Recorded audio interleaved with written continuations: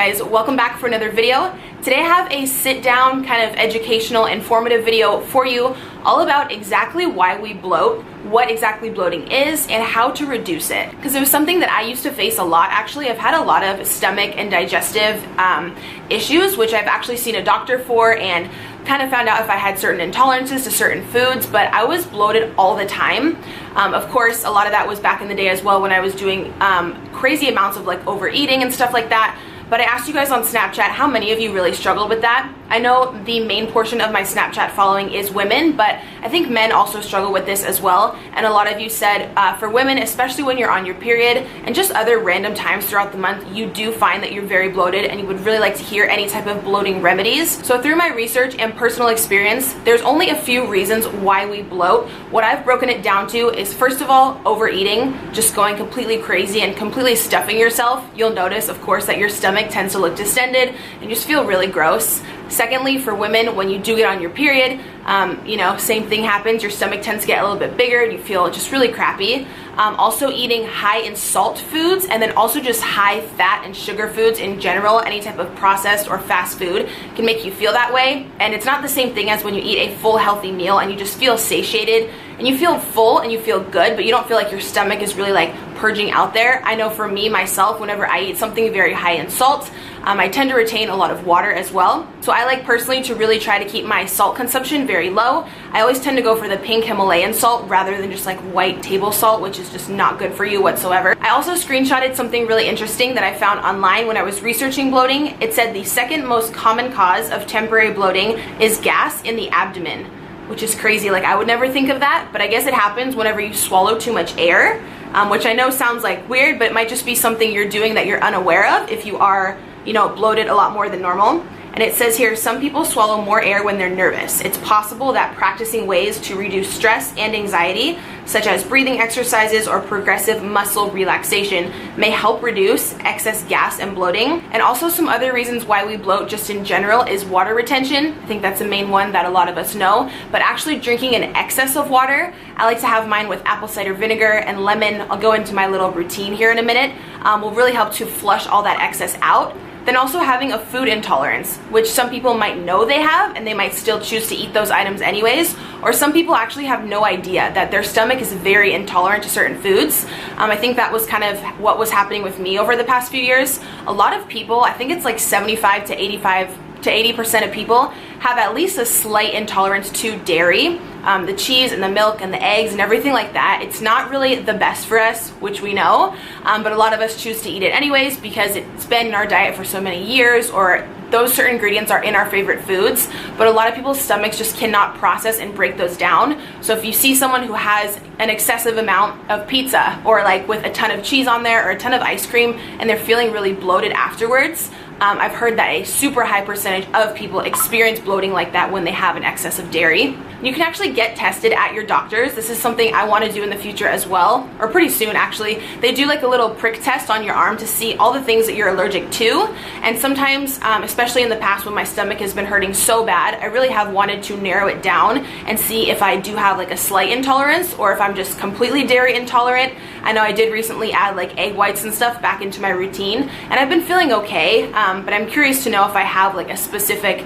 allergy or intolerance to it. So if you eat a lot of dairy and you're constantly feeling bloated, be sure to definitely check that out. So personally, it took me a good 3.5 days to severely reduce the insane bloating that I had last week. Like I said, when I started my period, and a lot of you just wanted to know what exactly I did to get my stomach completely down from looking like super distended and just feeling uncomfortable. So I'll walk you through specifically what I did for those 3 days consistently and straight to reduce all that stomach inflammation. So day one, when I started my period and I was feeling the most bloated, I made a promise to myself for the next few days to only drink water. Nothing but water with lemon and like this little concoction I'm going to show you.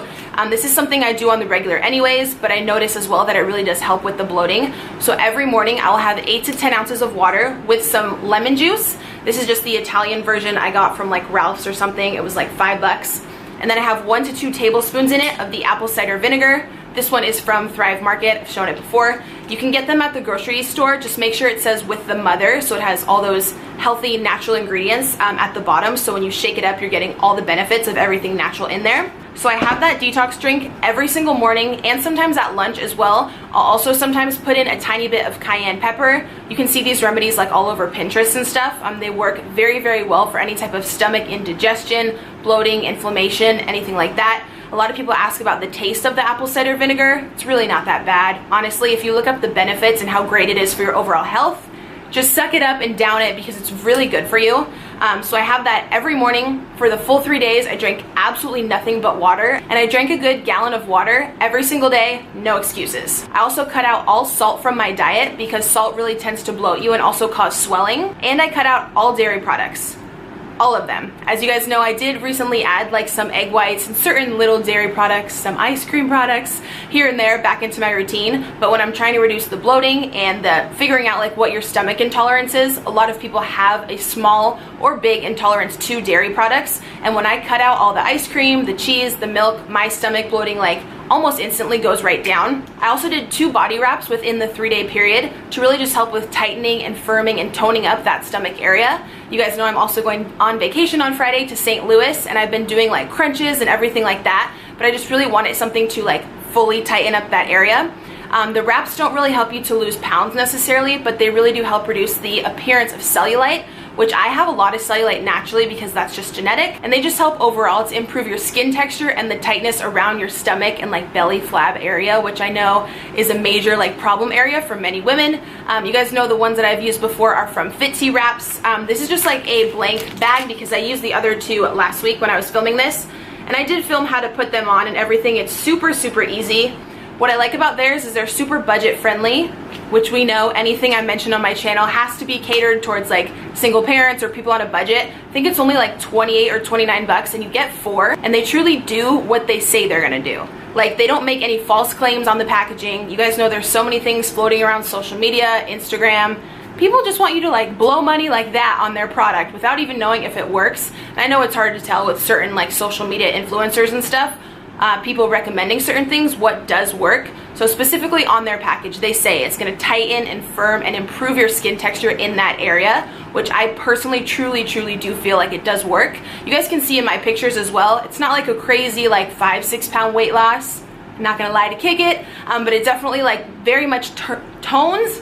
Can I talk today? Tones and firms up that area, which is specifically what I was wanting to go with, in addition to everything else that I do, like the detox drink in the morning and cutting down the dairy and salt. When you mix all this stuff up together, I can guarantee you're gonna severely reduce any bloating or stomach cramps or gassiness or indigestion that you do have. The Fitzy Wraps are already super affordable if you guys want to try them, but I will leave an additional 15% off down below for you, so that'll all be in the down bar. So I also cut out Brussels sprouts, cabbage, prunes, anything that's very starchy, that's a starchy fruit or vegetable, because those can also cause gassiness and that extra air in your abdomen, therefore leading to bloating. So for that full like 3.5 day period, I completely had that out of my diet as well, which I feel like really did help in the appearance of my stomach kind of going back down to normal and looking thinner and tighter. Also, if you have a lot of beans or lentils in your diet, those can easily cause a lot of gas and indigestion, as well as artificial sweeteners, which a lot of people tend to think are healthy because there's no calories, but those can also contribute to bloating. So there's definitely many things. Definitely just like research it. When I was looking up liquid products and food products that all contribute to bloating, there was like hundreds of them that I didn't even know about.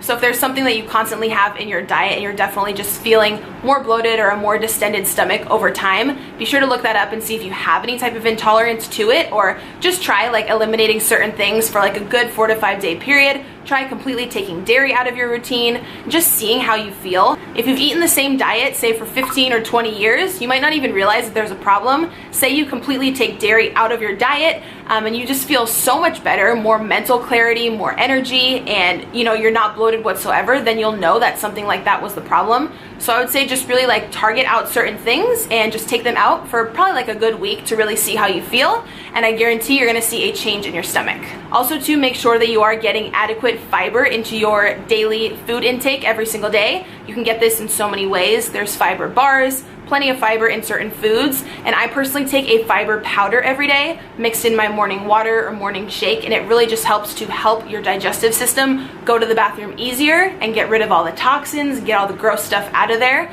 which will in turn really help with your bloating or having any type of distended stomach.